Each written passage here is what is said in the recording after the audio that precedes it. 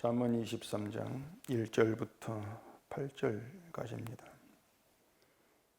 내가 관원과 함께 앉아 음식을 먹게 되거든 삼가 내 앞에 있는 자가 누구인지를 생각하며 내가 만일 음식을 탐하는 자이거든 내 목에 칼을 둘 것이니라. 그의 마시는 음식을 탐하지 말라. 그것은 속이는 음식이니라.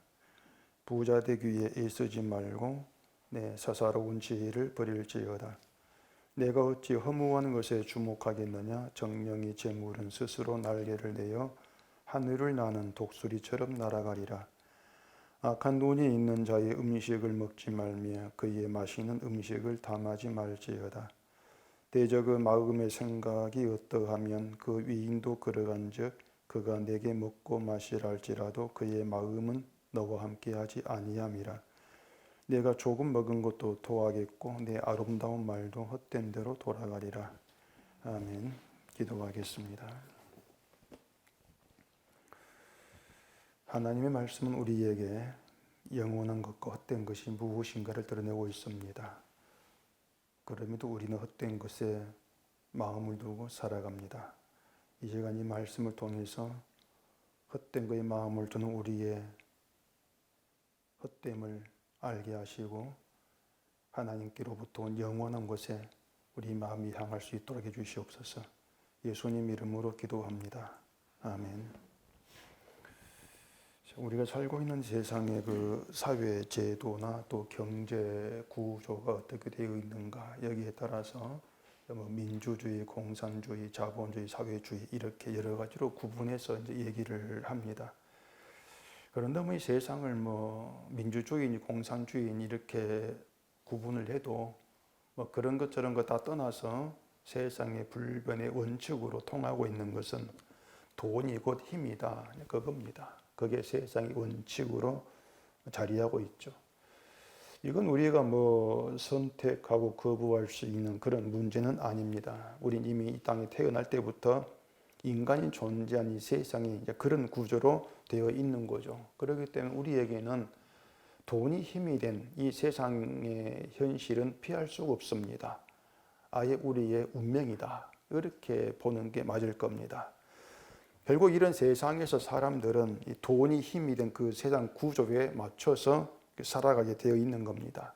세상에 맞춰 산다. 이렇게 보시면 될 겁니다. 그래서 우리가 먼저 이 분명히 인식을 하고 있어야 될 것이 뭔가 하면은 우리가 이 세상을 보고 있고 또 이 성경을 하나님 말씀이다 이렇게는 하고 있지만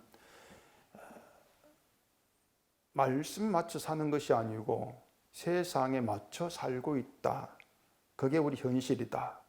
그걸 분명히 인식을 해야 되는 거죠. 이 말씀에 우리가 익숙해져 있는 것이 아니고 세상 구조에 익숙한 자로 살고 있는 겁니다. 저는 이것이 결국 이 모든 기독교인이 처하고 있는 현실이다. 이렇게 말하고 싶은 겁니다. 그러니까 아무리 내 신앙이 돈독하다 이렇게 자부하는 그런 사람이랄지라도 그것은 결국 자기의 착각일 뿐이고 실제로는 하나님 말씀이 아니고 세상에 맞추어서 정말 이 세상에 맞게 열심히 살고 있다.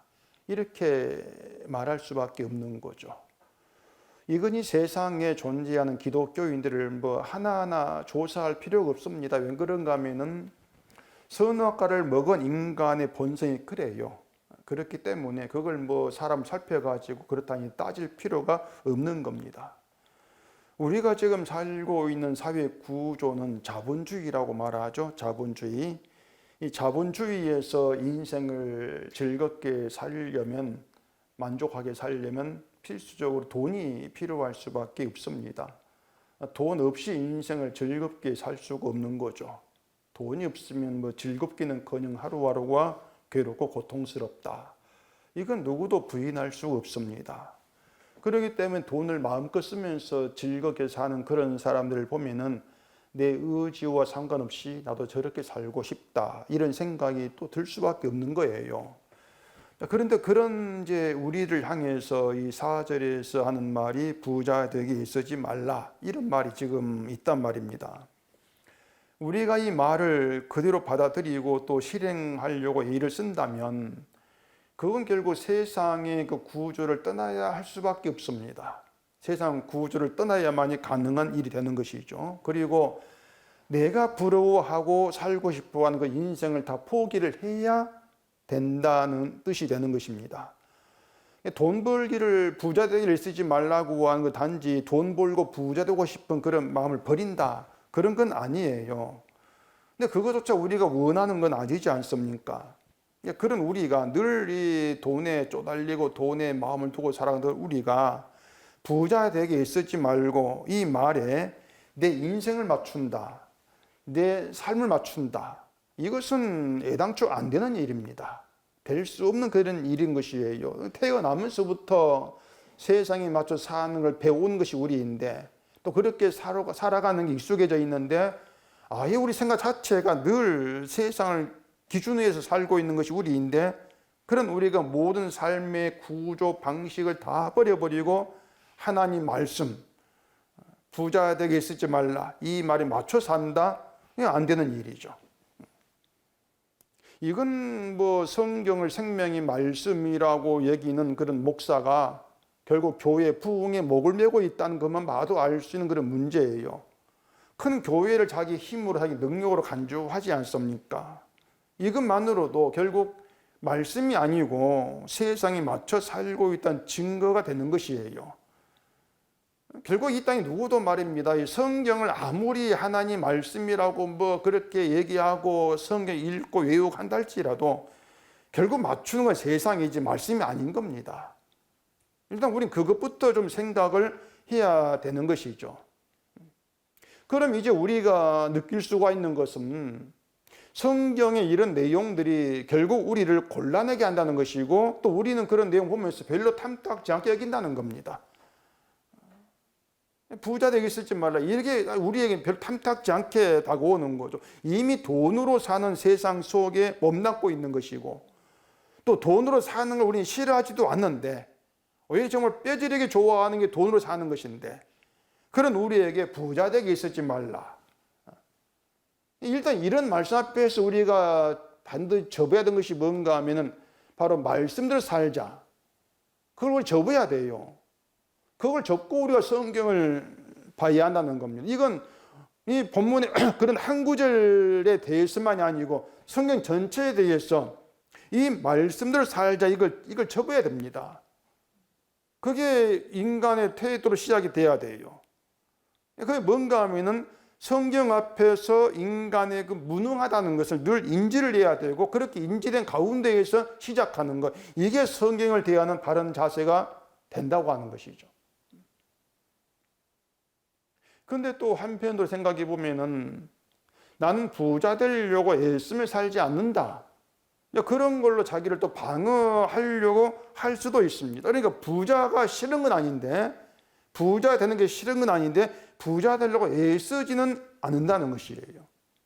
사실 우리를 돌아보면은 그럴 수가 있습니다. 단지 직장 다니면서 주어진 월급 받고 살아가는 게 전부인 그런 사람에게는 뭐 돈 벌려고 주식을 한다거나 뭐 부동산 투기를 한다거나 매주 복권을 산다거나 그런 것이 없다면은 부자 되려고 애를 쓰고 있다고 말할 수 없지 않겠습니까? 그냥 주어진 봉급까지 살아가는데 특별히 부자를 애를 쓴다, 난 그렇게 안 살아, 그렇게 반응할 수 있다는 얘기예요. 그런데 돈 벌려고 하는 게 없다고 해서 부자 되려고 애 쓰지 않는다고 말할 수 없다는 것이에요. 만약에 주식이 오늘 100원인 것이 내일 10,000원으로 오른다는 걸 내가 미리 알았어요. 안 사겠습니까? 달래가 전 통장 다 틀어 사겠죠. 주식을 하지 않는 것은 내일 일을 불안해서 안 하는 겁니다. 그냥 불안해서 돈 잃을까 봐 안 하는 것이죠. 복권도 마찬가지예요. 뭐 꿈에 뭐 하얀 옷을 입고 등에 날개 달 천사가 나타나가지고 숫자 6개를 딱 보여주면 사라, 그렇게 말하고 사라져요. 그걸 무시하고 그냥 지나가겠습니까? 안 사겠습니까? 뭔가 계시다, 그럼 달려가겠죠. 그냥 복권을 사지 않는다면 돈 벌기 싫어서가 아니고 사면 사도 안 된다. 그 생각 때문에 안 산단 말이에요. 저도 그래요. 사도 안 되는 것이거든요. 안 사는 거예요. 그렇게 오면은 누구나 다 그래 부자 되길 애쓰는 사람입니다. 인간이 다 그렇게 살아가요. 그래서 나는 아니다. 그런 생각 가지고 이 본문을 피하려고 할 수가 없다는 거죠. 근데 분명히 우리가 또 한 가지 알고 있을 게 뭔가 하면 하나님은 우리가 부자 되는 걸 싫어하지도 미워하지도 않는다는 겁니다. 하나님 부자를 미워하는 게 아니에요. 부자라는 것 자체를 하나님이 싫어한다면 욥이 회개한 후에 다시 부자 되게 하신 건 맞지 않지 않습니까? 욥기글 42장에 보면 욥에게 이전 소유보다 값지려 주셨다 이렇게 말합니다. 그러니 부자라고 해서 돈이 많다고 해서 무조건 잘못된 건 아니라고 하는 것이에요. 그렇게 말할 수 없는 거죠. 반대로 하나님은 신앙 좋은 사람을 부자로 만들어준다 이렇게 말할 수도 없는 것이에요. 가난도 마찬가지입니다. 가난이 하나님 미워해서 가난하게 하신 것이 아니고 또 하나님을 가난한 자 편에 있는 것처럼 말해서도 안 된다는 얘기예요. 이런 점으로 먼저 생각을 하고 본문을 보셔야 되죠. 그래서 이 부자 되기 애쓰지 말라 이 말에는 우리가 생각해야 될 중요한 의미가 있습니다. 그게 뭐냐? 우리가 늘 좀 잊고 살고 있는 것인데 그것은 하나님을 기준으로 살아가야 될 우리가 세상을 기준으로 산다고 하는 것입니다. 부자 되기를 애쓴다고 하는 게 뭐냐면 우리가 부자 되기를 애쓴다는 그런 뜻이죠. 그렇게 부자 되기를 애쓰고 있는 이유는 단지 돈이 있어야만이 인생을 즐길 수가 있다. 그런 것이 전부가 아니라는 것이에요. 부자가 이 세상에서 어떤 대접받는가 그걸 알고 있거든요. 그게 세상 기준이란 말입니다. 그래서 기독교인들이 부자 되고 싶어서 애쓰는 것이 바로 믿음이지 않습니까? 믿음이 좋으면 하나님이 복을 주시고 복을 주면 부자가 된다는 그런 기대와 바람이 기독교인들 마음에 굳건히 자리하고 있는 거죠. 그러니까 그런 것들이 뭔가 하면은 이 세상을 기준으로 해가지고 하나님을 찾는 거예요. 세상 기준에서 부자 되는 게 좋은 것이니까 그 좋은 것을 하나님께 받고 싶어 하는 그 열망이란 말입니다. 이것이 바로 인간의 사사로운 지혜에 해당되는 것이에요. 사사로운 지혜. 4절 봐보십시다.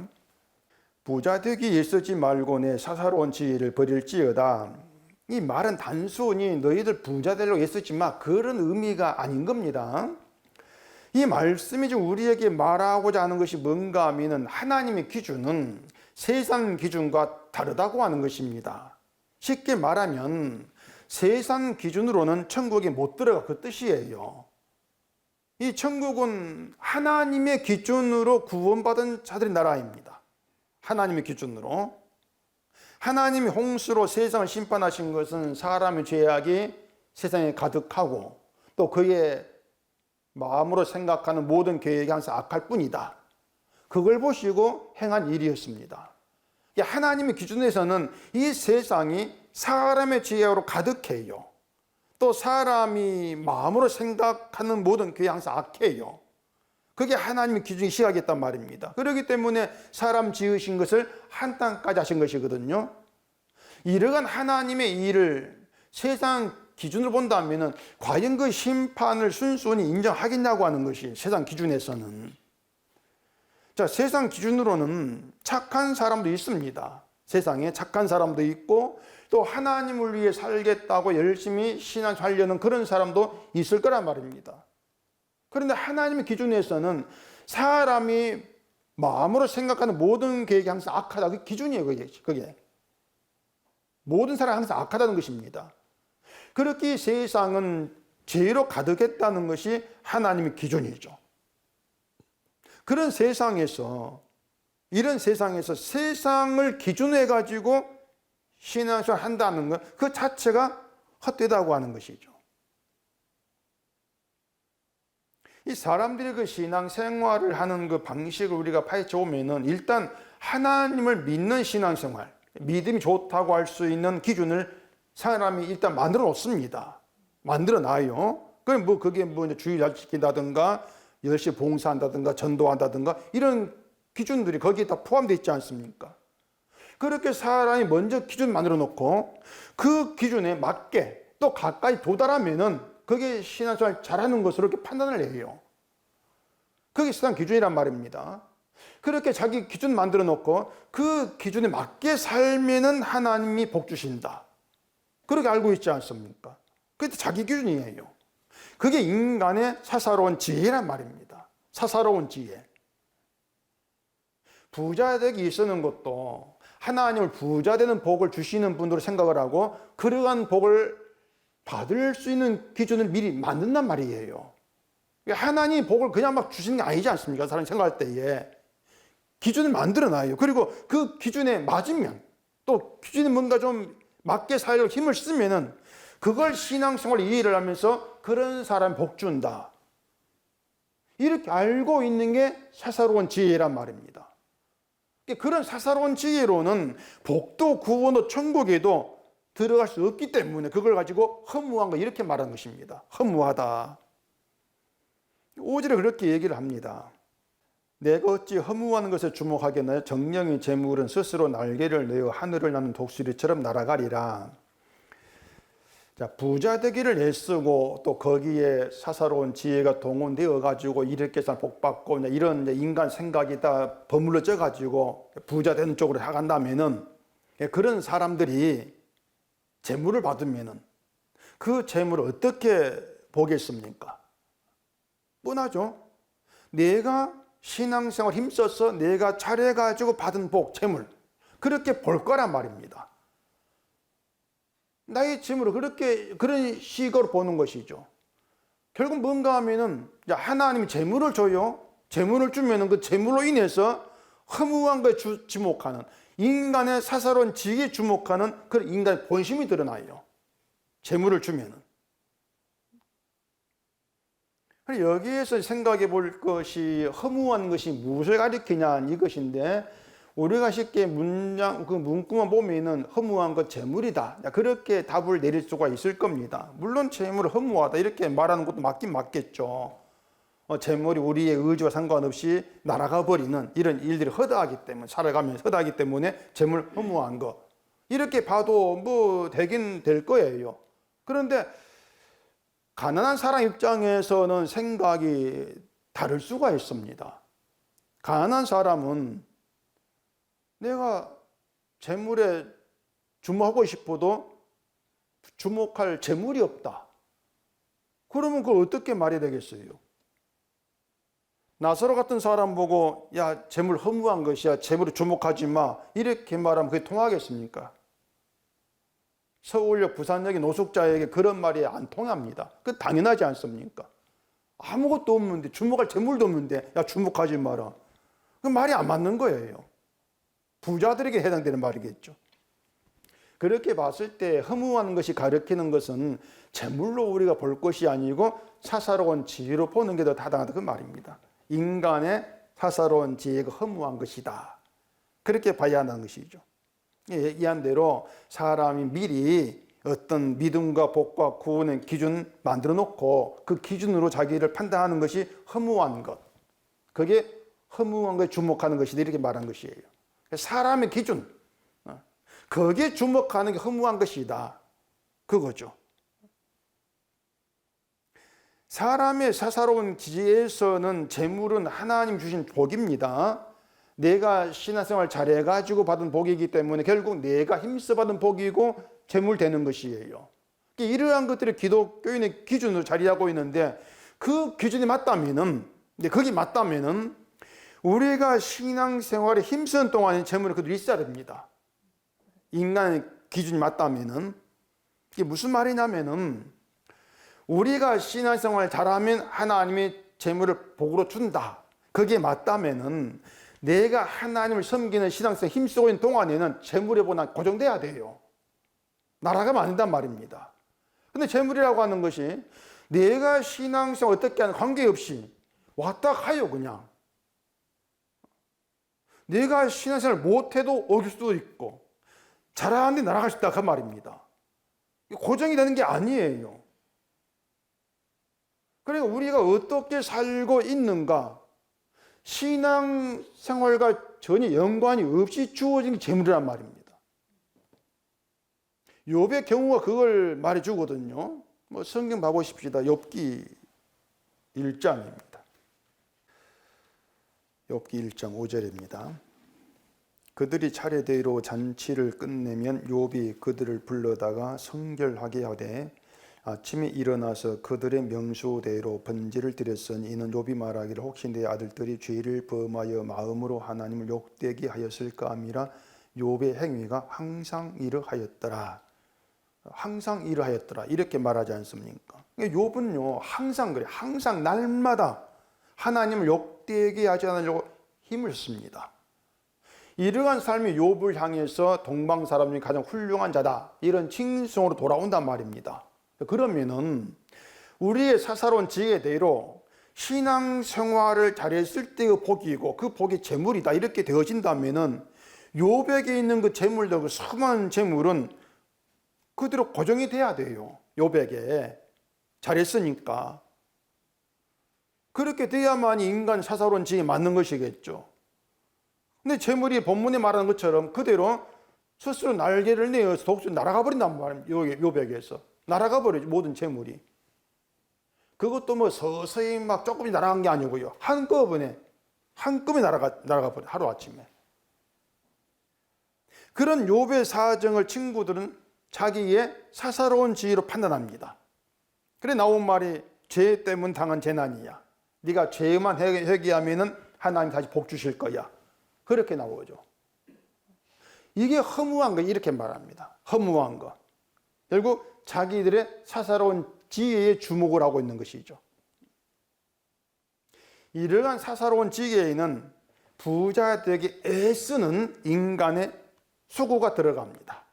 인간의 지혜에는 수고가 들어갑니다. 무슨 말인가 하면 사람은요 내가 가만히 있는데 잘한 것도 없는데 하나님이 부자 되는 복을 주시는 일이 없다. 그게 사사로운 지혜예요. 나는 가만히 있는데 아무것도 한 게 없는데 복을 줘? 그런 건 없어. 그런 하나님은 없어. 그게 인간 지혜예요. 그렇기 때문에 복을 받고 부자가 되려면 가만히 있으면 안 돼. 하나님을 기쁘게 한 잘한 일이 있어야 돼. 그렇게 내 수고가 들어갈 수밖에 없어요. 내가 애쓴 일이. 그게 사사로운 지혜다. 이 지혜에는 인간의 수고와 애쓴 게 들어간다.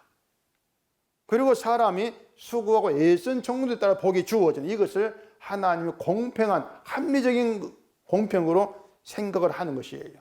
수고한 것만큼 복이 달라진다. 그러지 않습니까? 그런 사사로운 지혜는요, 수고하고 일하지 않는 사람이 나와 똑같은 보상을 받는 것을 불평을 합니다. 근데 그게 포도원 품꾼 이야기이지 않습니까? 마태복음 20장 가보십시다. 마태복음 20장 12절입니다. 나중 온 이 사람들은 1시간밖에 일하지 아니하였거늘 그들을 종일 수고하며 더위를 견딘 우리와 같게 하였나이다. 주인이 그 중에 한 사람에게 대답하여 이르되 친구여 내가 내게 잘못한 것이 없노라. 내가 나와 한 데나리온의 약속을 하지 아니하였느냐. 내 것이나 가지고 가라. 나중 온 이 사람에게 너와 같이 주는 것이 내 뜻이니라. 여기 20장 1절을 보면요, 천국은 이렇게 시작합니다. 천국은 지금 천국 이야기예요. 예수님이 천국이 이렇다는 것을 이야기하고 있습니다. 여기에 주목을 하셔야 돼요. 그럼 여기에 맞지 않다는 건 지옥이라 그 뜻이에요. 자, 포도원에 먼저 와서 일한 일꾼이 있고 나중에 와서 일한 일꾼이 있습니다. 그리고 일이 끝난 시간 다 갔습니다. 하루 노동 시간 8시간인데 늦게 와서 8시간 채우고 끝내라. 그게 아니에요. 너 일 몫을 챙겨 일 시간 맞춰 끝내, 채우고 끝내. 이건 세상 기준이에요. 일한 만큼 주겠다. 근데 일찍 왔든 늦게 왔든 간에 끝난 시간이 왔고 주는 삭도 같아요. 근데 주인이 일부러 나중 온 사람부터 삭스를 줍니다. 인간 충동하는 거죠. 충동하는 거예요. 그렇게 해서 인간의 기준, 사사로운 지혜가 드러나게 한단 말입니다. 늦게 온 사람은, 먼저 온 사람, 늦게 온 사람이 받는 삭스를 보고 내가 먼저 와가지고 일을 더 많이 했으니까 당연히 더 받을 것을 알고 있죠. 이게 인간 사사로운 지혜라는 것이에요. 일한 것만큼 내가 수고 일쓴 것만큼 더 많이 받을 거야. 그게 사사로운 지혜란 말입니다. 보상이 달라야 돼. 그거죠. 근데 같게 준단 말이에요. 똑같이 주니까 원망을 한 것입니다. 나 죽은 사람은 1시간밖에 일하지 아니했는데 종일 일한 우리와 삭시 같다? 이건 불공평합니다. 그들에게 주인이 한 말이 뭡니까? 내가 나와 한 데나리온을 약속했다는 겁니다. 약속했어. 주인은 약속한 대로 준 것이고 종을 이리 딸지라도 약속한 대로 받았으니까 아무 문제가 없다고 하는 것이죠. 이 이야기가 천국이 대한 것이라겠습니다.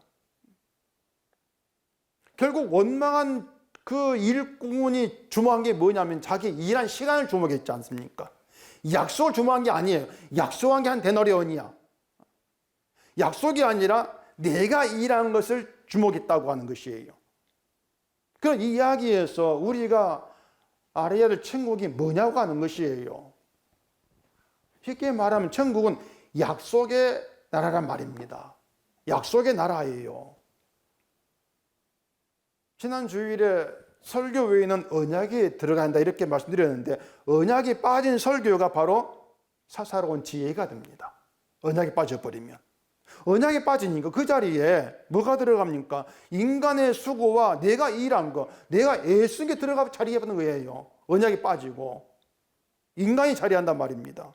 그렇기 때문에 언약에 주목을 해야 될 자가 그게 아니고 내가 수고하고 내가 애쓴 거, 그 일에 주목을 한단 말이에요.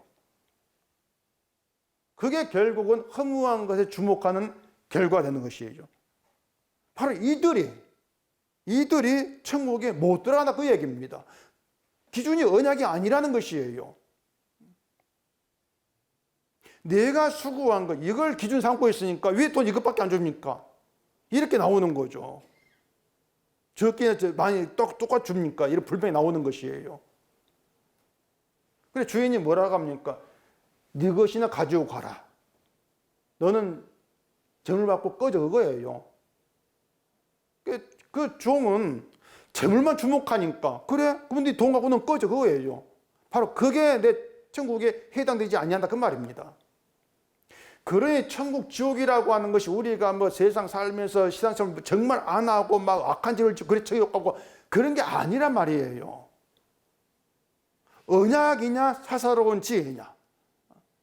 언약에 빠져서 내가 수고한 대가만 주목하고 있는 그래는 나에게 주어진 것이 적다 많다 이건 불평하고 있는 이러한 자들은 너의 주어진 거 그거 가지고 지옥 가. 그렇게 되어지는 것이죠. 그러니 우리가 성경 보게 되어지면 정말 하나님의 그 약속이라는 게 얼마나 중요한 기준으로 자리하고 있는가 이걸 우리가 알 수밖에 없는 거예요. 천국은 약속 기준이다. 결국 그렇기 때문에 하나님의 약속을 믿는 자의 나라가 천국이다. 우리는 그걸 놓치면 안 된다는 얘기입니다. 인간의 사사로운 기준에 맞는 지혜에 맞는 천국은 없어요. 다시 말해서 우리가 수고와 예승을 봐주고 거기에 따라 보상하는 그런 천국은 자리하지 않습니까? 그건 지옥이지. 그러니 교회가 자꾸 언약을 빼먹고 사사로운 지혜를 가르친다면 그것은 천국이 아니라 지옥 가르치고 있는 것뿐이고 그러니까 지옥을 천국으로 뒤바꾸고 있는 것이에요. 그러니 그 심각한 사태가 아닐 수가 없는 것이죠. 그 잠언 22장 봐보십시다. 본문 앞에 장. 잠언 22장 1절입니다. 많은 재물보다 명예를 택할 것이요 은이나 금보다 은총을 더욱 택할 것이니라. 가난한 자와 부한 자가 함께 살거니와 그 모두를 지으신 이는 여호와시니라. 가난한 자도 부자도 하나님이 지으셨는데 가난이 저주고 부자가 복이라면은 하나님 백성은 모두 다 부자로 드러나야 돼요. 세상에서. 그게 원칙이지 않습니까? 그런데 하나님의 백성이라고 하는 것은요. 재물이 주어지고 주어지지 않고 그걸로 드러난 것이 아니고 은총을 받은 것으로 드러나요. 은총을 받은 자가 하나님 백성이에요. 은이나 금보다 은총을 더욱 택하라고 하는 것은 음과 금, 재물을 기준으로 해서 자기를 너를 보지 말라는 것입니다. 재물을 기준으로 너를 보지 말고 은총, 하나님께 받은 은총을 기준으로 보라고 하는 것이에요. 세상서 성공하고 잘 되는 거, 이걸 기준으로 해가지고 너를 보지 말라는 겁니다. 하나님 주신 은총이, 그 은총이 나로 하여금 하나님이 택한 백성으로 세상에 드러낸다고 하는 것이에요. 세상에 알아보다 알아보지 않든 그건 중요한 게 아니고 은총을 받았다. 그 은총이 나를 하나님 백성으로 드러낸다고 하는 거죠. 근데 자꾸 세상 기준을 가지고 세상을 주목하게 되어지면 하나님 은총이 아니고 가난하냐 부자냐 그런 기준에서 자기를 바라볼 것이고, 그렇게 되어지면 결국은 있다 없다 이런 걸 가지고 자기 인생에 한탄하고 그렇게 되어질 것이 아니냐고 하는 거죠. 그래서 신자에게 정말 필요한 게 뭐냐면은 하나님이 기준으로 삼으신 언약 앞에서의 나를 생각하는 겁니다. 이게 정말 우리에게 필요한 그런 사고죠. 언약 앞에서 나. 그런데 그 언약이라고 하는 것이 보이지 않는 것이기 때문에 그 언약을 대수롭지 않게 생각을 하고 무시하고 잊어버리고 살아간단 말입니다.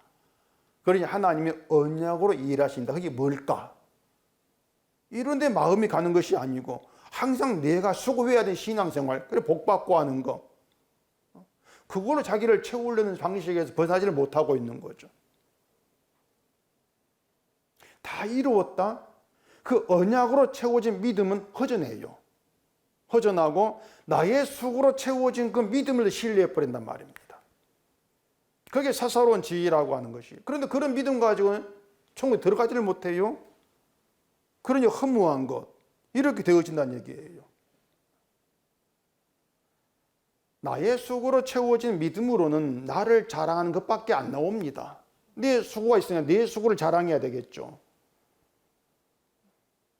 내 수고로 가득 채워진 그런 믿음으로 하나님 전에 심판받아 마땅합니다. 이런 내 고백이 나올 수가 없어요.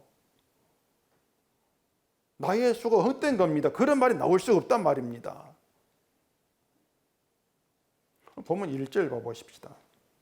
내가 관원과 함께 앉아 음식을 먹게 되거든 삼가 내 앞에 있는 자가 누구인지를 생각하며 내가 만일 음식을 탐하는 자이거든 내 목에 칼을 둘 것이니라.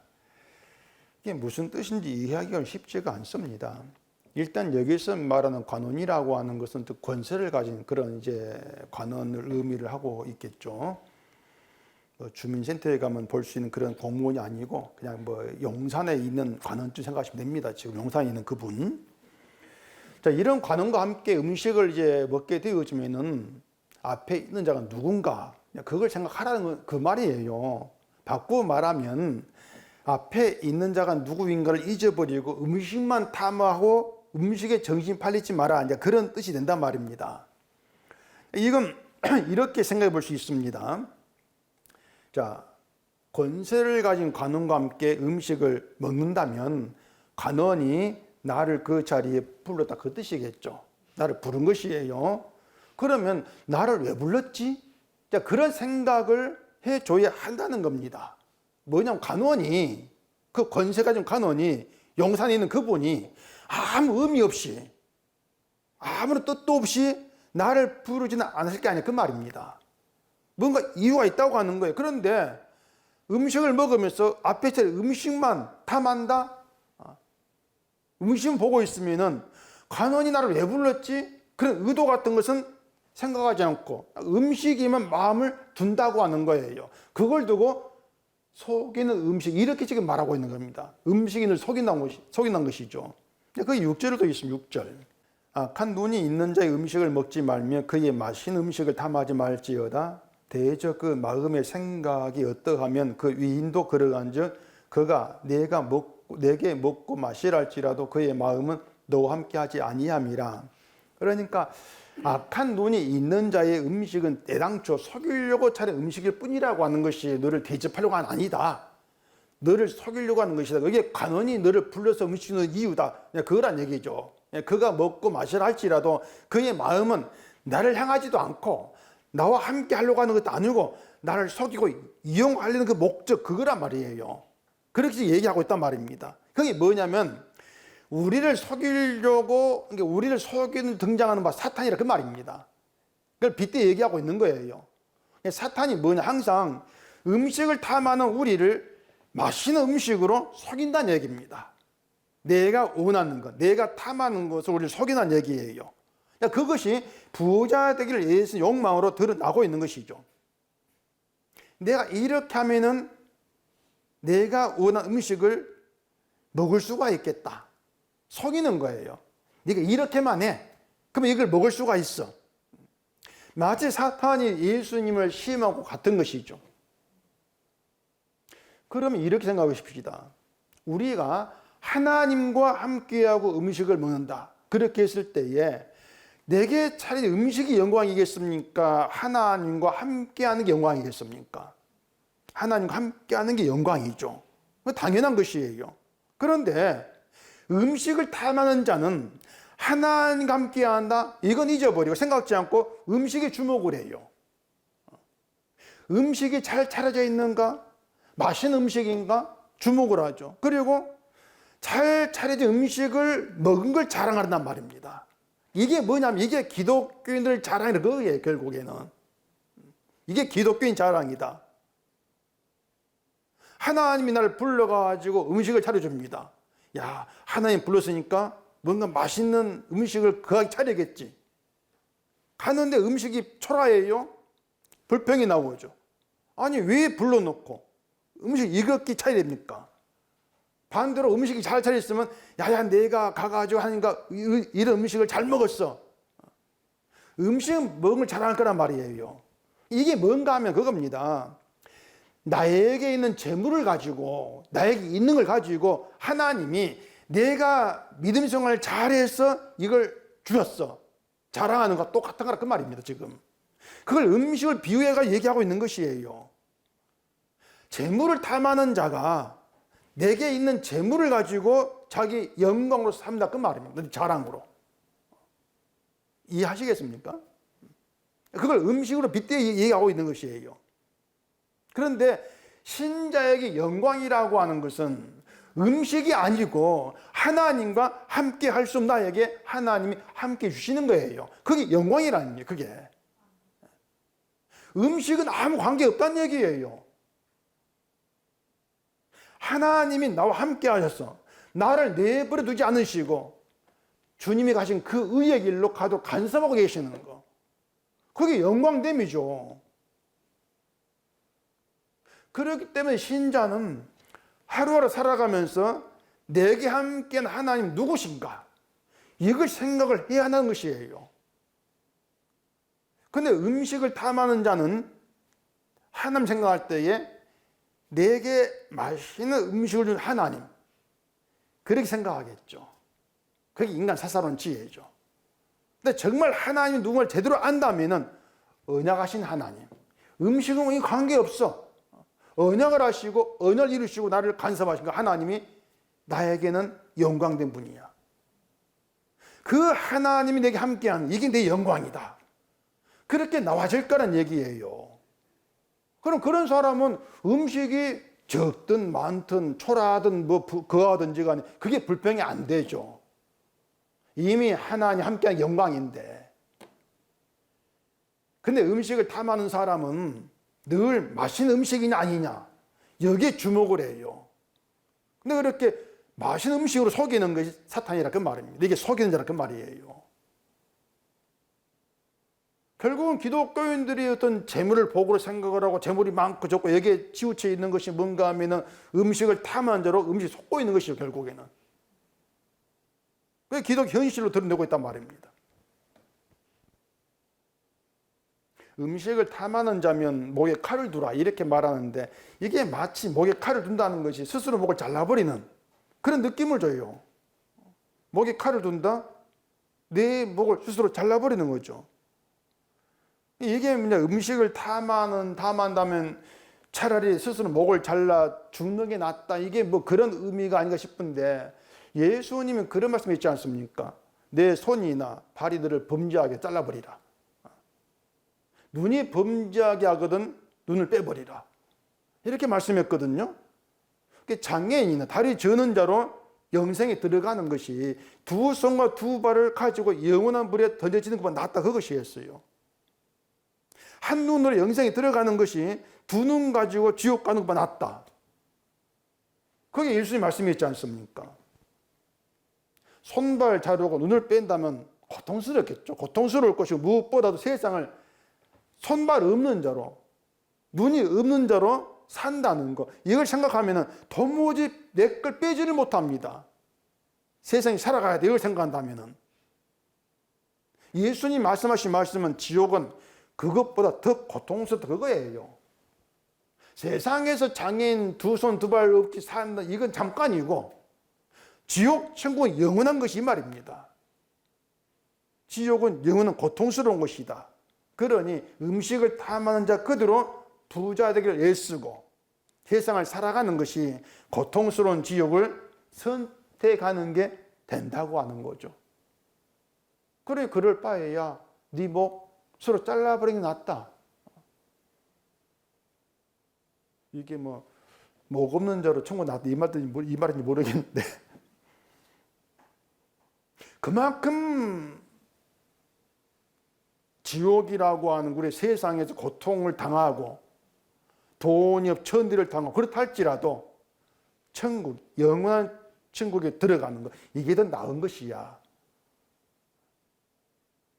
그러니 주목할 것은 하나님의 은총이지 이 땅 것이 아니다. 그렇게 볼 수가 있는 거죠. 근데 이건 우리 보고 음식을 탐하지 마라, 그 뜻이 되는 건 아닙니다. 왜냐하면 앞에 얘기한 것처럼 탐하지 말아라, 이걸 우리가 따라할 수가 없어요. 재물 탐하지 마, 이걸 우리가 어떻게 따라갑니까? 이건 이미 우리 욕망인데, 탐한다는 게 이미 욕망인데 그 욕망을 우리가 잘라낼 수 없단 말입니다.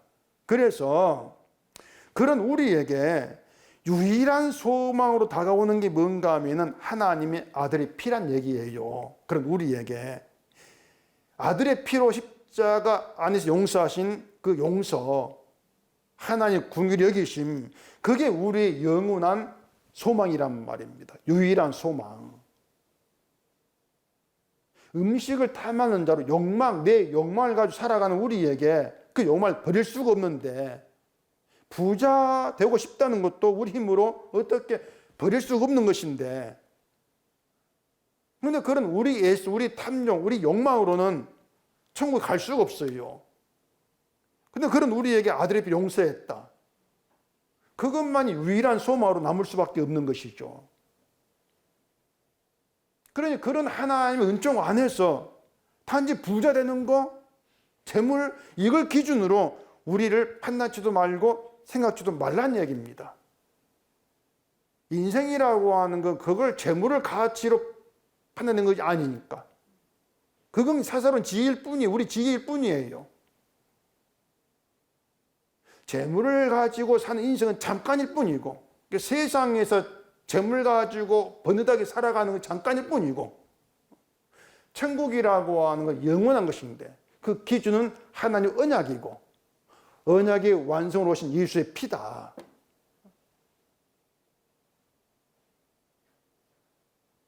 그러니 나에게 맛있는 음식이 주어졌으니까 이건 내 믿음 중 하나님이 볼 주신 것이야, 그렇게 속지 말라는 것이에요. 하나님 복은 우리의 수고와 관계없이 아무것도 한 것도 없는 우리에게 아들의 피로 주어진 것이니까. 세상 것이 있고 없고 그런 기준으로 우리를 생각지 말란 얘기죠.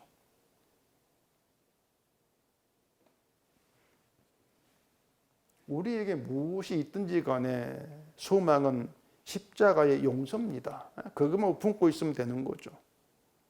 하나님은 그렇게 내 욕망으로 늘 세상을 탐하는 우리 죄를 용서하신 분들과 함께하고 계시는 것이에요. 맛있는 걸 주겠다, 그런 하나님이 아니고 용서하신 그런 하나님으로 함께 하시는 것이죠. 그래서 우리는 나에게 함께 하신 하나님 누구신가? 이걸 늘 생각해 줘야 됩니다. 그냥 하나님 이렇게 생각하고 끝나는 것이 아니고 그 하나님이 어떤 분인가? 누구신가? 늘 그걸 생각해 줘야 되는 것이에요. 사사로운 지혜로 생각하는 그런 하나님 말고 언약을 주시고 언약으로 일하시는 그 하나님을 생각하자는 것입니다. 사사로운 지혜는 자기의 수고로 성공과 복을 얻으려는 죄입니다. 그걸 허무한 것 이렇게 말하고 있습니다. 예수님은 피 흘려 죽으심으로써 우리의 그 죄를 드러내셨는데 사람들은 자꾸 십자가로 구원받고 복받는 것에만 주목을 하고 있죠.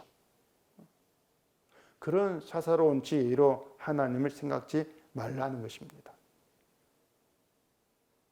허무한 것에 주목하는 것이 아니고 허무하지 않은 영원한 생명이 된 언약의 완성으로 오신 다 이루신 예수의 피에만 주목하는 것. 그게 신자됨이에요. 그래서 하나님의 기준이 되는 언약을 그냥 그대로 믿는, 그대로 받아들이고 그 언약에 내 수고는 들어있지 않고 예수님의 수고와 희생만 들어있다. 그 사실만 속에 간직하면서 십자가를 자랑하는 바로 그들이 천국 백성입니다.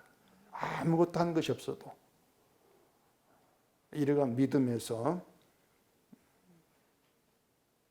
믿는 자라고 하는 것이 누구인가를 좀 돌아보시고 정말로 아들을 보내시고 피로 언약을 이룬 그 하나님만 주목하는 우리가 되기를 바랍니다. 기도하겠습니다. 우리 아버지 하나님, 우리가 그냥 하나님 말로만 말할 것이 아니고 그 하나님 누구신가? 아들을 보내시고 어떤 일을 행하셨는가? 그 하나님을 돌아보고 주목하는 저희가 되기를 원합니다. 천국의 기준은 우리의 수고의 일심이 아니고 하나님의 언약입니다.